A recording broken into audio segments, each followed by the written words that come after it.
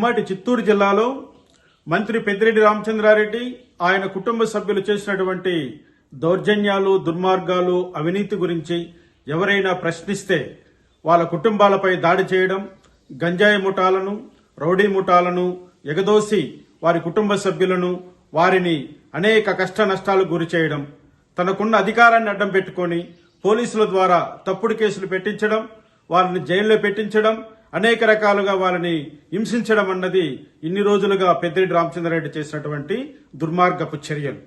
ఆ దుర్మార్గపు చర్యలను ఈ రోజు న్యాయస్థానం ముందు పెద్దిరెడ్డి రామచంద్రారెడ్డి సమాధానం చెప్పుకోవాల్సినటువంటి సమయం వచ్చిందని ఈ రోజు నేను తెలియజేస్తున్నాను. రాష్ట్ర అత్యున్నత న్యాయస్థానం ధర్మాసనం ఇచ్చినటువంటి నోటీసులకు నేను పెట్టినటువంటి కేసులో ద్వారకనాథ్ రెడ్డి అదేవిధంగా రామచంద్రారెడ్డి ఇద్దరు కూడా, పెద్దిరెడ్డి సోదరులిద్దరూ కూడా రాష్ట్ర అత్యున్నత న్యాయస్థానం ముందరు ఒక వారం లోపల హాజరు కావలసి ఉంటుంది.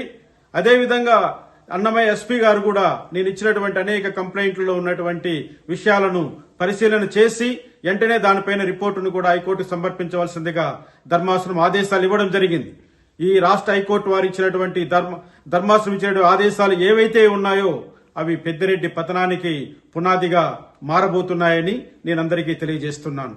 ముఖ్యంగా పెద్దిరెడ్డి రామచంద్రారెడ్డి ఈ ఉమ్మడి చిత్తూరు జిల్లాలో చేసినటువంటి అఘాయిత్యాలకు తగిన మూల్యం చెల్లించుకునే రోజు దగ్గరలో ఉందని హెచ్చరిస్తున్నాను.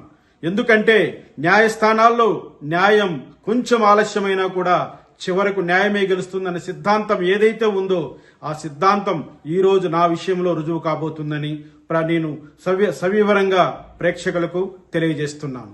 జై భీమ్.